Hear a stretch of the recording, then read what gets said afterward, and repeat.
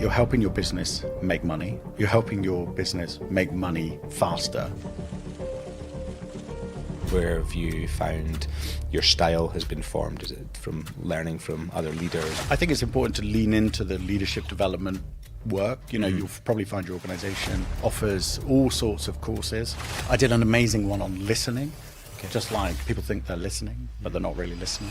Lawyers are prone to analysis and weighing up the pros and cons and trying to look at, all the information needed to make the best possible decision. How do you coordinate that? Is that sort of on the spot feedback or moments carved out? It's however people prefer to give me feedback, because I only like to take feedback in the way I like to take feedback.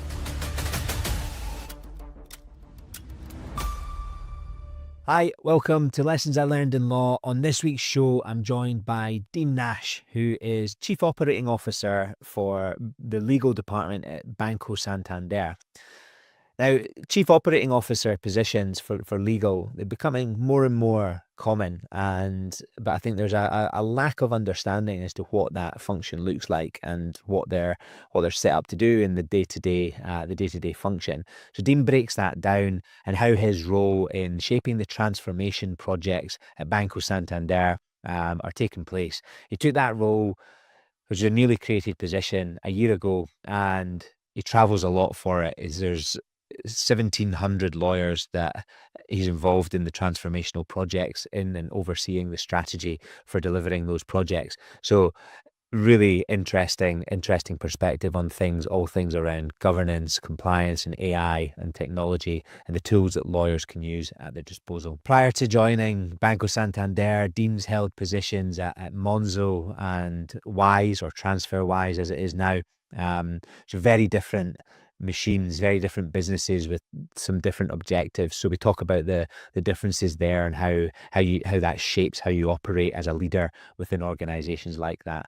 It was great to speak with Dean. He's someone I've known for a long time and love his take on everything. It's always fresh. Some great perspectives. Talks about the early stages of his career and some pivotal moments where he's leaned into his USPs and things that give him energy. So some great stuff is applicable to lawyers of all levels. So I hope you enjoy. So let's jump in.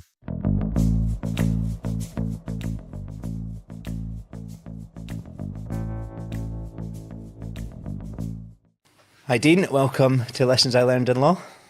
Hi Scott, thanks for having me. This is my favourite legal podcast, so I'm honoured to be here. Thank you for saying that. Those are big words coming from you. This is your second podcast appearance, you were saying before. Yeah, I'm pretty shy and I'd like to keep myself to myself, so I'm excited to do this with you. Delighted. I'm really happy you have, because we've been talking about it, obviously known each other for a few years. And delighted to have twisted your arm to sit down and chat. So I look forward to walking through your lessons and finding out a bit more. But I've given an introduction, bit of an overview of your role and function, but it'd be great to hear if you could just a bird's eye view take on your role at the moment and team size and scope, etc. Sure.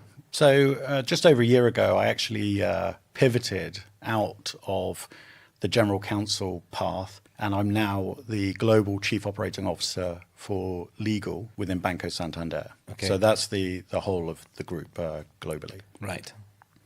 And that's really focused on transformation of the legal department.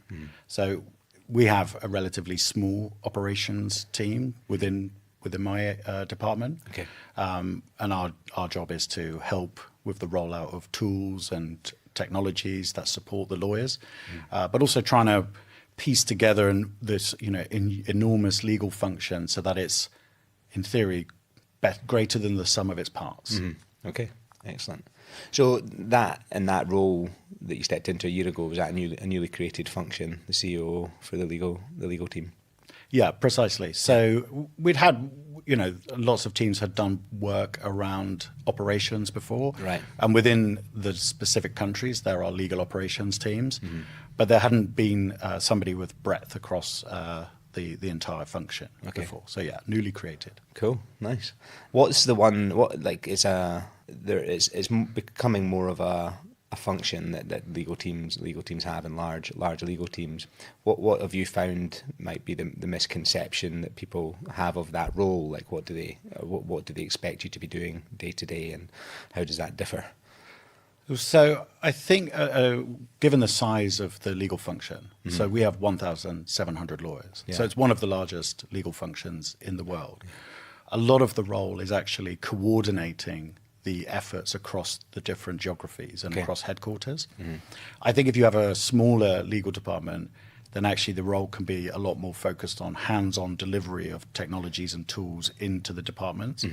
But across so many geographies, it's quite hard to find a single tool or a single technology that works for an entire function across many geographies. And, you know, they're working on different budget cycles and they have different priorities.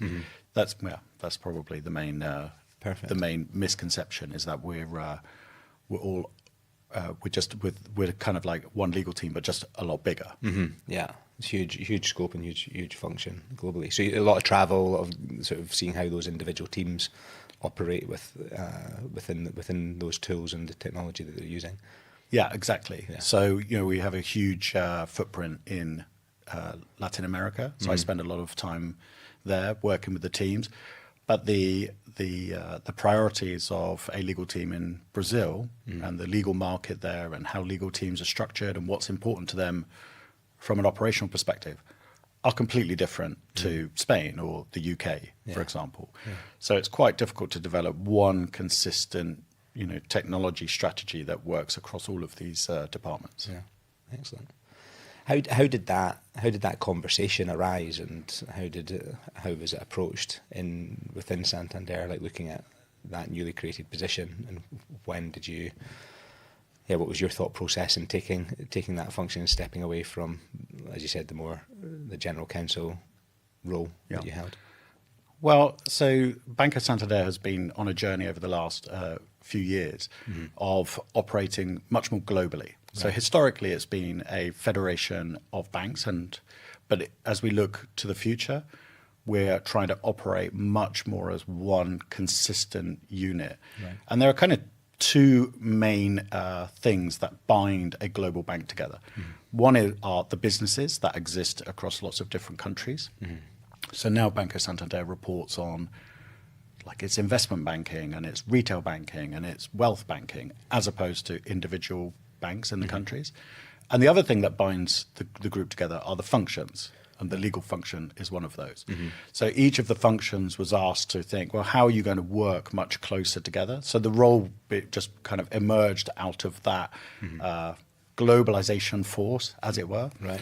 And I think because I'd spent a lot of time in technology startups, working in very transformational environments, it was felt that I would be a good fit to help on that journey. So, and it kind of came at a moment where I was interested in trying something a little bit different. Yeah. I'd done a GC role 3 times before.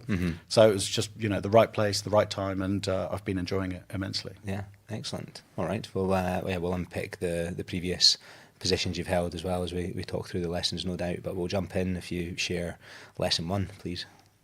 So lesson 1, and I dropped this to you in a message, is really lean into your USP, your unique selling point. This was from an old boss back at Barclays days, and I really thought that was fantastic advice, because we spend a lot of time thinking about development and weaknesses and how you've got to shore up your weaknesses. And of course, you need to ensure you don't have too many derailing factors in your operating model. Yeah. So you should work on those. But really I think the real magic comes when you identify your unique selling point and really lean into that as essentially the proposition you bring to the market. Right. I think the difficult thing with that is sometimes it's not so easy to see your unique selling point, because it might be something that just is very easy or very light for you to do. Right. And therefore you might think, oh, well, everybody's good at this thing because it's just inherent. It's an inherent skill that everybody has. But as I've gone through my career, there are some things where I've thought, actually, you know what, this thing I'm quite good at. I don't think so many other people are so good at it. And when I've lent into those things, they've had kind of an outsized impact on my career or effectiveness at work. Right. Excellent. When did you, and how in terms of identifying that, what stage did you feel comfortable, and what techniques did you use to take a step back from what you were doing to go, that's my strength, that's my USP? Well, it's kind of happened at various stages through my career, but probably one of the most notable moments is I did a course called the LBC Wise Counsel, which you've probably heard of. I've heard, I've heard great things. Right. I think I was like 32. Okay. And I had this idea that I was going to be this really hard-driving technical securitizations lawyer. And had this narrative in my head that that's who I was. Right. And then after this course, and you kind of go a bit deeper and understand your strengths and, actually what's your preferred operating style and personality, I realized that was a complete fiction. And actually I was much more people-centric and creative than I had realized. Right. And so started to lean into that, which took me into the startup world and doing a whole bunch of different roles inside and outside of legal. And so I credit that course as the moment of enlightenment. But what steps, like at that point, like when you're talking, are you communicating that to people? Would you advise someone that's in that position to be communicating that to their manager, to the outside, externally, or stakeholders, as to this is what I'm going to focus on? I'm not sure. I think if you can know your particular strengths and the things that bring you energy, and it's kind of quite easy to do that. You can create a spreadsheet, and at the end of each day, mark yourself out of 5 on what level your energy is at. And if your energy from doing, you'll spot themes, right? What gave me energy and what made me feel low and deflated. And then you can essentially, just volunteer for roles. In organizations, there are always plenty of kind of extracurricular initiatives, and you can volunteer for the ones that you find most aligned to your interests. And then people might kind of see, oh, there's a bit of a spark. This person's really good at, I don't know, organizing events, or they're really good at bringing people together, or whatever it might be. And then you might just find that actually your kind of path just takes you in that direction. And with the securitization, that piece, like, do you feel you were, what sent you down that track initially, and that needed the course correction? Well, it was back in 2006 when everyone was a securitization lawyer, Right. and then in 2007 everybody was no longer a securitization lawyer. Yeah. So my ambitions to go down that path were partly blocked Right. by my own inability and also the market. I think doing the things that they think they should be doing, rather than what, as you said, what you want to do and what gives you energy, which I think is an important point to step back on. It's just having the confidence to know that that's the right thing to be going down, and that you're good at what you enjoy, and you enjoy what you're good at a lot of the time. I find is.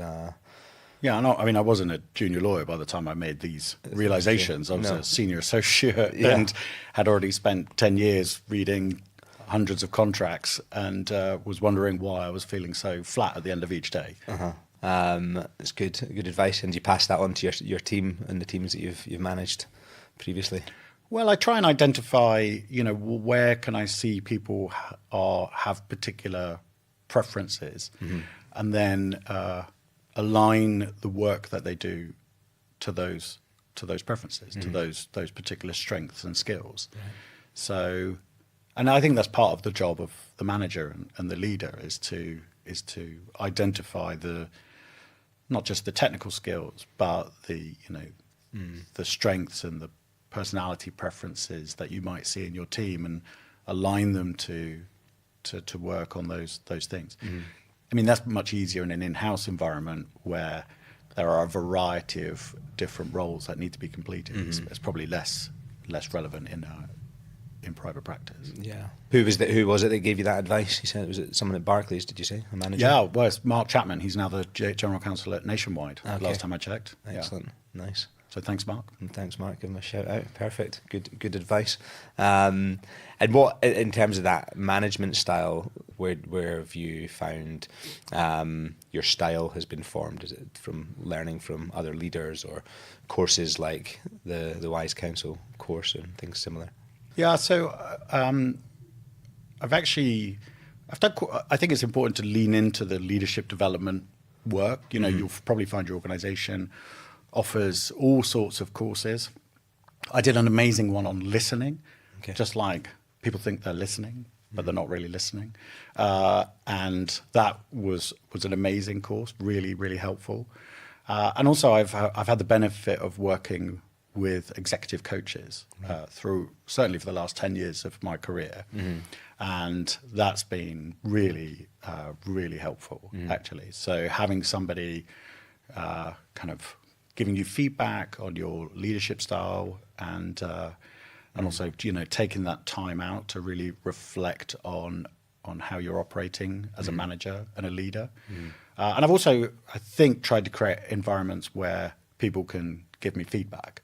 Right. Which usually people have really taken with gusto, and my teams give me a lot of feedback a lot of the time, which I'm very grateful for. Yeah. How do you coordinate that? Is that sort of on the spot feedback or moments carved out?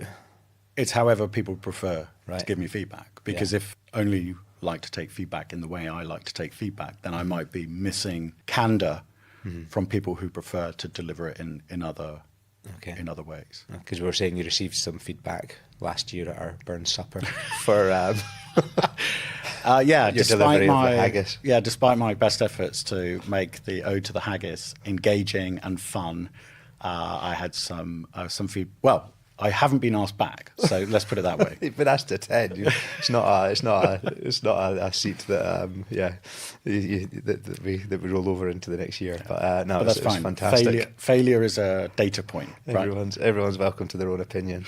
People like things served in a different way. No, I thought it was great. It was great. This podcast, Lessons I Learned in Law, is an extension of The Lodge, which is Harriet Brown's dedicated in-house legal recruitment community. That's a community for lawyers by lawyers. It's a peer-to-peer learning network where lawyers can lead and learn about fulfilling careers. Alongside recruitment, we also run events, roundtables and programs that help lawyers lead fulfilling careers, and this takes place throughout Europe and the US. And the goal of that is simple. It's to help lawyers connect, learn from one another in a safe environment, and to continue to progress in their in-house legal career. So if you'd like to be part of the Lodge, that dedicated community, then the details are in the show notes, and we look forward to welcoming you in. Thank you. Cool. So we'll move on to lesson 2. Yeah. So I don't know. Am I allowed to swear on this podcast? Yeah, of course. Get shit done. Right. Just get it done. Yeah. Okay. I think lawyers are prone to analysis and weighing up the pros and cons and trying to look at all the information needed to make the best possible decision. Okay. And actually, in a lot of legal context, that is correct. But when you're just trying to ship a product or get a project moving, you have to think, what's the minimum information I need to make the next decision? If you can just get stuff done, learn to really get stuff done, you become incredibly valuable, and you learn a lot, because the more you do, the more you fail, and so the more data points you have. So if you feel you haven't shipped something in a few months, like, just get to work and start shipping products or projects.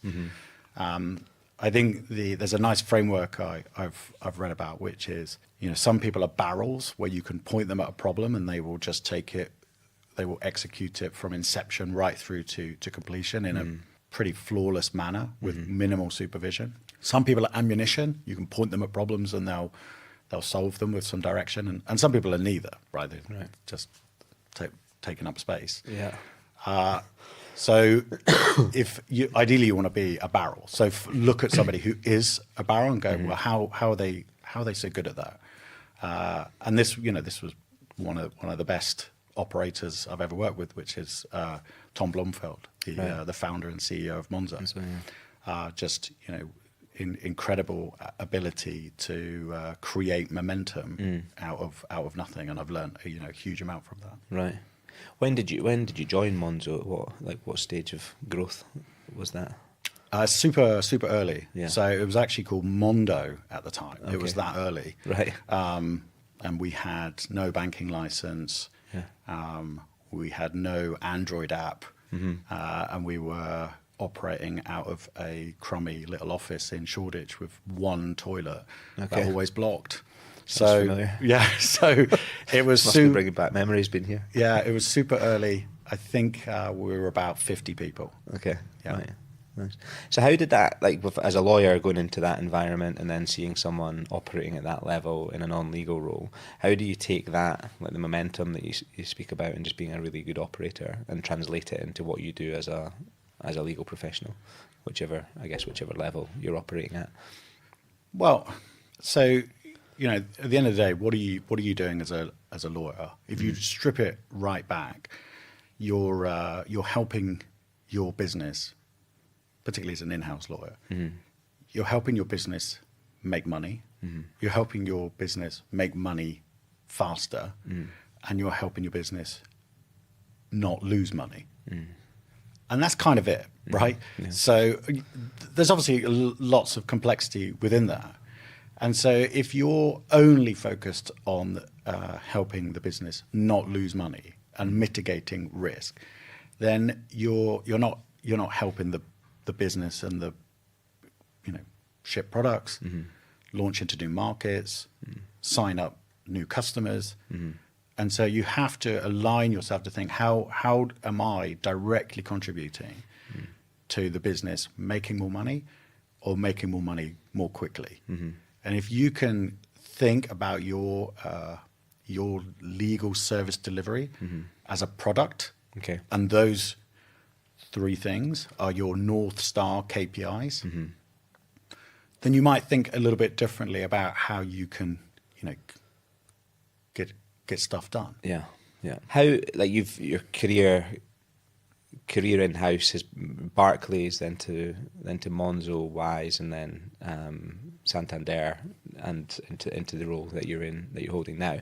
How very different organisations, obviously top and tail, with tech in the middle. Yeah. How does that advice differ and culturally work within the likes of Santander and an earlier stage fintech?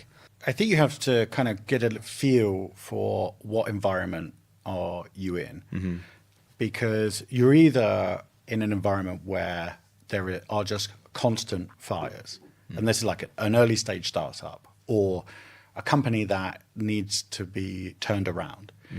And if you go into an organization like that and you are logical and you can communicate clearly, because there's so much chaos, if you're logical and can communicate clearly, people will go, yeah, that sounds like a good path. We can always, be agile, iterate, pivot in the future.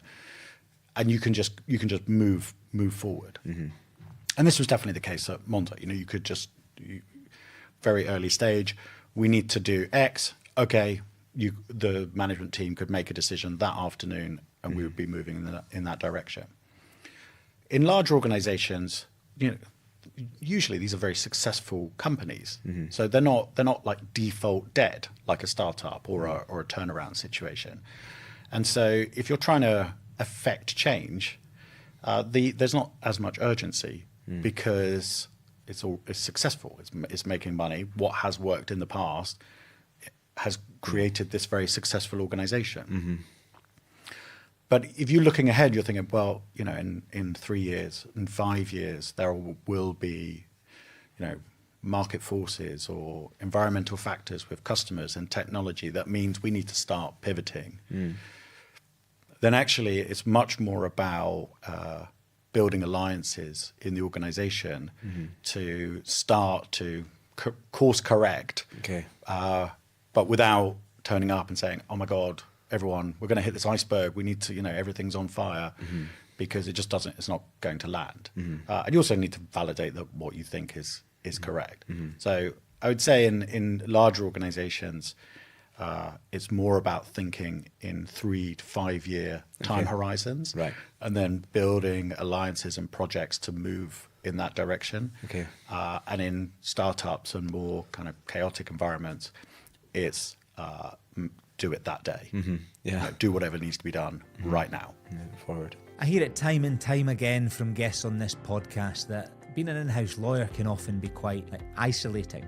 You can often find that you're the only lawyer in the room navigating problems that other stakeholders around you haven't had experience within. Our dedicated in-house legal community, the Lodge, exists so that you've got a place to ask those questions of peers that are going through similar challenges to yourself. So if that sounds useful, then visit the link in the show notes below and reach out. Thank you. Walk us through your final lesson and share that. So my final lesson, and it kind of echoes what we've just been talking about, is legal is a tough industry. It's very time consuming. It can be all consuming at times, but I think it's really important to have interests outside of the day job, and it's really important. And related to that, it's really important that you don't tie up your identity too much with the role. And I think this is particularly important for general counsels, because if you are too tied up in that, associating your identity with the role, then it can prevent you from being clear-headed and a great advisor. Right. So, just make sure you don't kind of align the identity to the role too much. And a way to combat that is to have interests and pursuits outside of work. Okay. Excellent. Where, is there an example you can think of or that you can talk about where you've seen that happen, where it's clouded judgment or people have focused too heavily on it? Yeah, well, I think as a general counsel, if you're super focused on the success of the business, and I mentioned earlier, you have these North Star KPIs.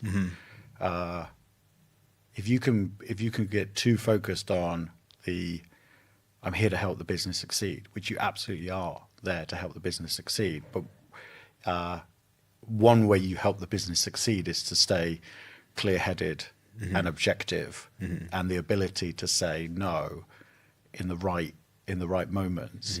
And so if you're a little bit too kind of in bed with the growth and the mission to expand the business, you can, I think, potentially just get a little bit lose a little perspective on the third and very important pillar of this North Star I mentioned, which is to manage the risk of the business.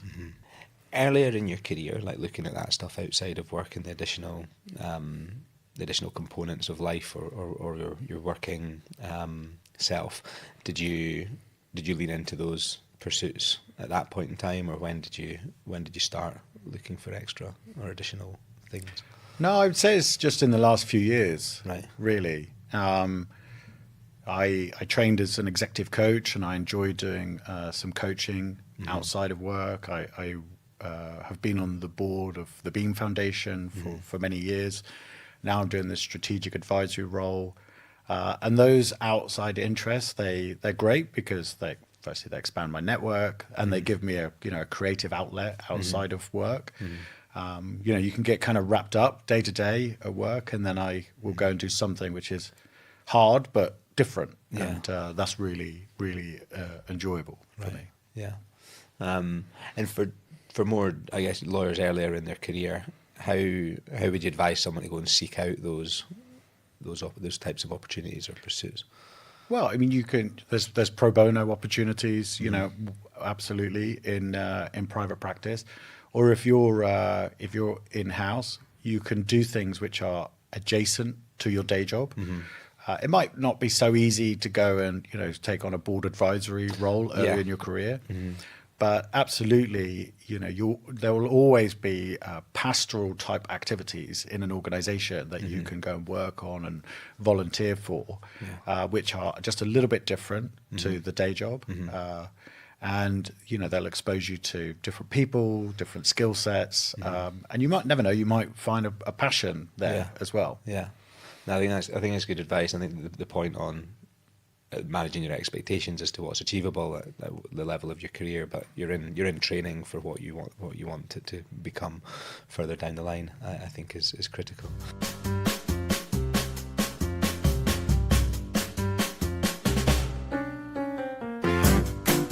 So we're going to try our a feature section of Did I Say This? And we're trailing through the back catalogue of Dean Nash quotes from the legal press over the years and in interviews that you've given. Oh no. Yeah, hopefully no David Brent moments, as you said. And what I'm going to ask you, I'm going to read a quote out, and this is meant to be light-hearted. Read a quote out, and you have to decide whether you said it or not. Yeah. And we'll run through a few of those. So give me a moment till I get my handy quotes up. So, did you say, whenever this crazy growth story calms down, we'll get a proper panel in place. Right now, things just need to get done. Yeah, I definitely said that. I can remember it vividly. Based on the last lesson, I mean, I think it really flows through from that. So that was from an interview with the lawyer in 2018 when you were at Monzo. Yeah, it felt like I can remember it felt quite an anachronistic question, which was, have you got a panel in place? And I was thinking, I'm literally putting out fires all day long.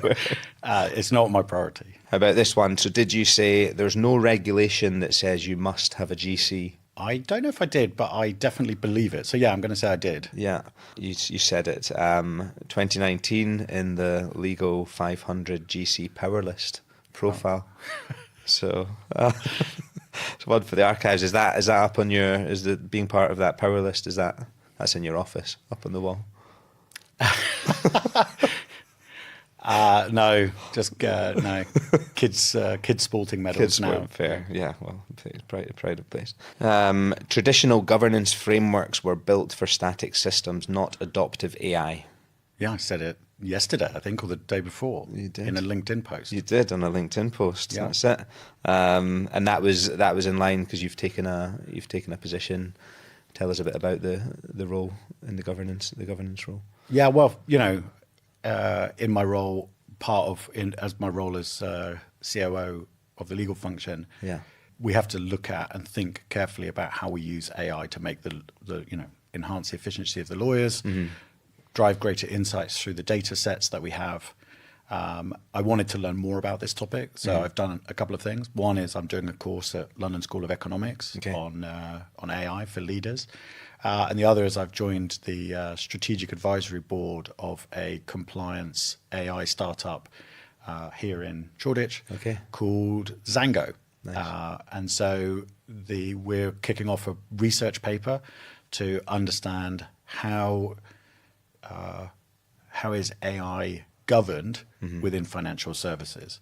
As the outputs become increasingly probabilistic, it's harder to explain to regulators, harder to explain to customers. So we have to think quite deeply about those topics. Yeah. For example, if you decline somebody for a loan based off a credit risk assessment, you can look at the algorithm or the thought process that went into that decline and explain it to the customer and explain it to a regulator. Right. If it's in a black box algorithm, it's much harder. And that's where we need to do the thinking. Okay, excellent. How like a role like that? In terms of for that advisory position, are you? How many? What's the commitment like on that? It's quite small at the moment. Yeah, so a couple of hours a week. Okay. But I have a number of outside interests. Yeah. And I think actually they're really important for people to have. I wouldn't say side hustles, but something outside of your work that enhances you as a professional, and also gives you some other creative outlet. I guess beyond where you get your salary from. Yeah, I think it goes back to your first lesson as well. That what gives you where you're getting additional energy from, and it's building your network within other areas as well is pretty critical, I can imagine, in those types of roles. Finally, we'll finish with this one. So, did you say AI governance is just a compliance checkbox that legal teams can use to advertise that they're busy? No, I definitely did not say that. And I believe AI governance is extremely important. Hence, the advisory role I've just taken on. Absolutely. Okay, good to knock that one down. I thought I'd try and slip you up there, but yeah, no, you did not say that. Counters everything that we've spoken about. Cool. Well, thanks for being game and taking part in our first effort of did I say that? Could do with some slicking up on the delivery, but from my end. But you try. Fail forward, try things. Failure's get a shit data done. point. No, it's like, I liked it. Thank you. Good.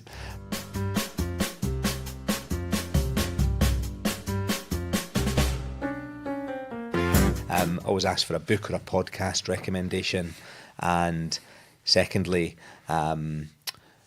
if it's 2026 and Dean and the team at Santander have got legal function of the year, or you're back on the GC power list or legal 500 power list, and there's a walk-on song for you to go on stage to collect your award, what's your walk-on song?